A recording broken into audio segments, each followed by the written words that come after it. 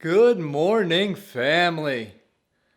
So, we're going to take you on this journey here. We are officially 11 weeks out from my first physique competition. So, we're going to go through this, see the whole process. Today, I'm going to take you on a day of eating, what I'm eating 11 weeks out. And let's get our weigh in first, and we'll see where we go from there.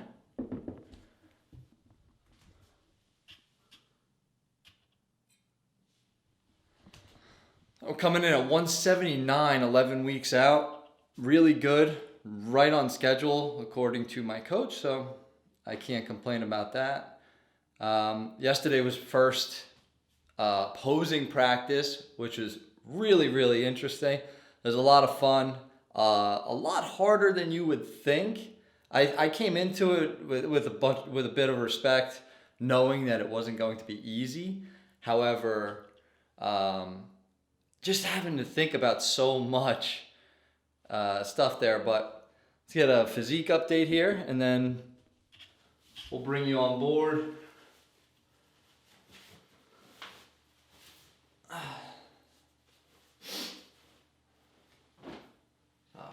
11 weeks out.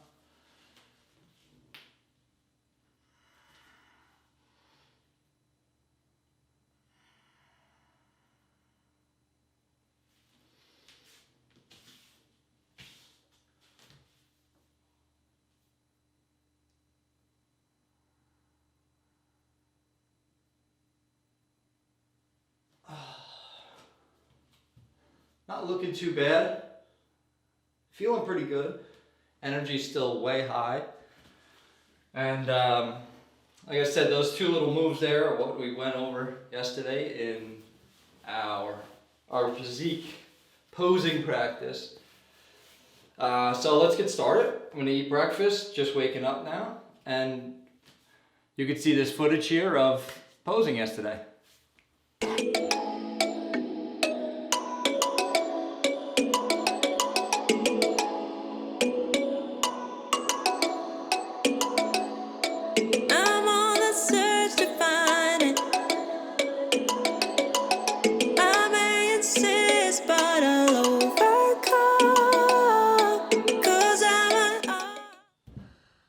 So as you saw right there, is my first posing practice. There's so much that goes into it. It's amazing. It really is. I understand, the more you practice something, the more second nature comes to. We know that in the workout world, muscle memory, all that type of stuff. But I really gained another level of respect for these competitors yesterday. And that's kind of what this whole thing is about, just doing things that I've never done before to understand what people go through while doing them, or to actually understand myself and my body and everything. And that's why I decided to do this competition as well, is just to kind of as a science project, see what I can do, how much work it takes, all the little things, all the recovery stuff, all the posing, the food, everything. So, but yesterday I kind of gained a new level of respect for these competitors. Just getting into the first position, that front position, keeping your feet shoulder width apart, one foot turned out so that your glute is flexed, on the balls of your feet, hips this way, but shoulders that way to create that illusion. And it's so much to think about. And then transitioning into the next one, and I'm not the smoothest operator, so to do that, it was fun. It was a lot of fun. It was a lot of fun, and I'm gonna really enjoy these next 11 weeks and learning more and more and getting better and better. But without that, let's cook up some breakfast, and I will talk to you afterwards. Optimist, it keeps me coming back. So here we go. Real quick breakfast. Took me I don't know, maybe 8 minutes to cook. We have 1 egg, 300 grams of egg whites. I throw some peppers and mushrooms in there because health. Coffee, so we're going to be going to, I don't do a pre-workout, and we're going to be going and hitting a pretty hard leg day today. Not heavy, but very, very hard. This here, we have 40 grams of rice cereal. I get a flavored kind because it just tastes better. But let me share a little secret with you, all right? It's kind of embarrassing, but I know oatmeal is a big staple of most of these diets. However, I recently found out something, I don't know what it is, but something with oatmeal. Well, I can't eat oatmeal anymore. So, if not, I disturb everybody around me when I do. So, I switched over to this rice cereal. Personally, I kind of like the rice better because rice is one of my main carbohydrates in this diet, and it tastes great, and I really like it. So, and it fixed all those problems.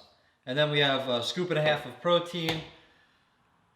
When waking up in the morning, and it all depends on what your diets are, keto's completely different, all that stuff. But when waking up in the morning, especially in the morning, if you're not fasting, it is super important to get some quick protein in. Especially if you've been sleeping, if you're in a muscle growth or a fat loss phase, whatever. Even maintenance, you know, just to get that in there, get your body going. And so we include that in our first meal, and that is it. Coffee is optional. Eggs, rice, hot rice cereal, and protein. So we're gonna go to the gym after this and be back for meal 2. Does it only control you? Let me in, I'll help you out. I won't lose you this time.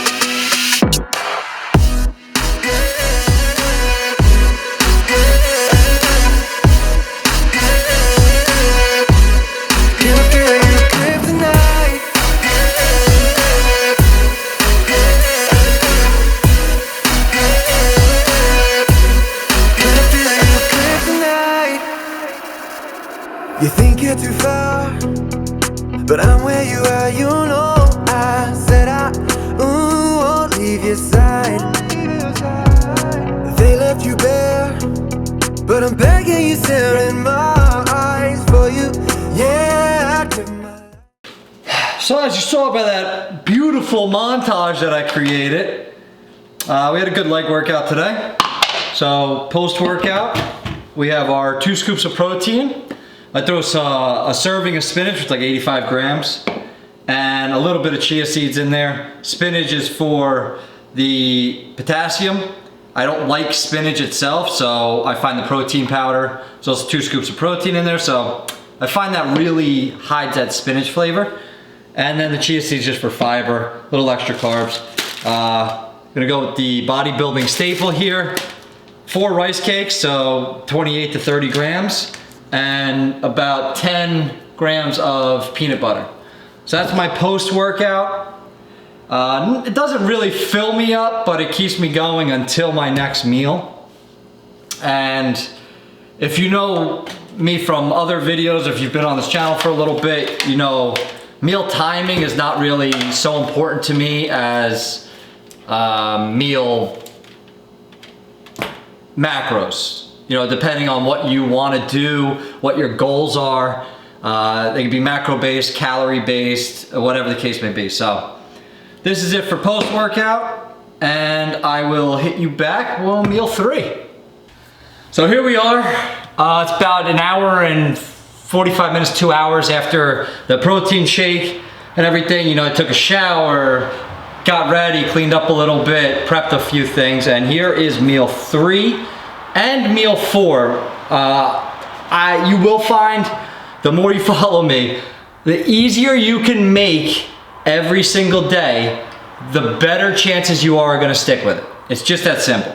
So meal 3 and 4 is the same. I have extra meals of this in there just in case I might miss a meal, something comes up, there's emergencies here and there. I always have meals on hand. So 150 grams of chicken, 160 grams of rice, any kind of rice. I like jasmine rice, it keeps longer. And then the rest, green beans, anywhere from 75 grams up to 150 grams of whatever green type of vegetable. My coach currently has me off of broccoli, just for like the gastrointestinal property. You know, sometimes it can build up a lot of gas and this, that, the other thing. So it's been going well. I don't mind it. And with that, I also include 10 grams of almonds. This is really interesting to me. And I really love these types of personal science projects. I've built out my meal plans macro based, you know, proteins, fats, carbs, but I've never actually built them out to where each meal was the right percentages. So currently I'm doing a 40-40-20 split, and having each meal like that, it's like you can sort of, if things happen, you can sort of rearrange your meals around, or like I said, I can grab 3 or 4 of these, even though this is usually only 2 meals a day, sometimes 3. I could grab 4 or 5 of them and know that I'm still getting the same amount of calories in out of the day. Still getting the same macros. So it's really cool to be able to interchange that type of stuff and not have to worry about it, as long as you have a couple of these in the fridge. Also, on a related note, these types of things here, any sort of toppings, these will save your life. I like eating the same thing every day, but if you're one of those people that needs flavor or needs, I say that like it's a bad thing, but of course it's not, but I can get used to because I know what my goal is. I'm very goal oriented. So this is a great, if you like barbecue sauce, it comes in different flavors. G Hughes sugar free. It's 10 calories a serving. Again, no big deal. It doesn't have any effect really on your dieting, especially this far out. Like I said, I'm 11 weeks out, so maybe as we get closer, probably 2 weeks out or so, that type of stuff will have to get cut out, but still, I got 9 weeks to enjoy myself. So I love that, and there's different flavors. Hot sauce is a great one, 0 calorie, red hot. Gives it a nice flavor, covers up everything. Don't be afraid to use condiments. Mustard, 0 calories.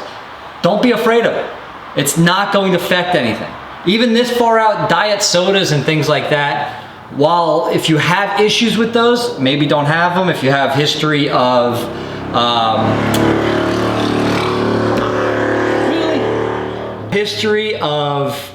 kidney stones or something, yeah, maybe stay away from the diet sodas. But otherwise, feel free. Have fun. Have fun with this stuff. It's not that serious. As long as you're consistent day to day, you will put yourself in a very, very good position. Now, to be in the best position, yeah, don't have the diet soda. Don't have these little condiments here and there. But you also have to live life. You know, you have to enjoy what you're doing. So feel free, please, feel free to have these condiments. Don't worry about it. Don't even give it a second thought unless you have some other issues coming up. So like I said, that's meal 3 and 4. And I will be back with you guys for my last and final meal. Today is a good one. Today is one of my favorite meals for this, and I will show you coming up. Meal 5. You guys ready for this one? This is my absolute favorite. So we got steak, we got sweet potatoes, and we got green beans, right? The steak, it's been out for about a half hour or so. I don't know, they say get it to room temperature. I just listen to the recipe. Got a cast iron pan here, very, very hot, heated up. And it's very simple, right? We just throw our steak in there. We're gonna press down a little bit. It's already starting to cook there. So really all we're trying to do is sear one side of it. As soon as that can move around in the pan, flip it over and we throw it right in the oven, right? 425 for 10 minutes. It can't get any easier. It's just heating up the oven and heating up a pan. My green beans are already made. My sweet potatoes are already made. I keep those in the fridge, so you can watch how quick this is, and I'll get back to you when I'm ready to eat. When you call me, is it gonna go? I hear it running through my blood. If I'm feeling it, then I don't stand a chance. Oh, oh,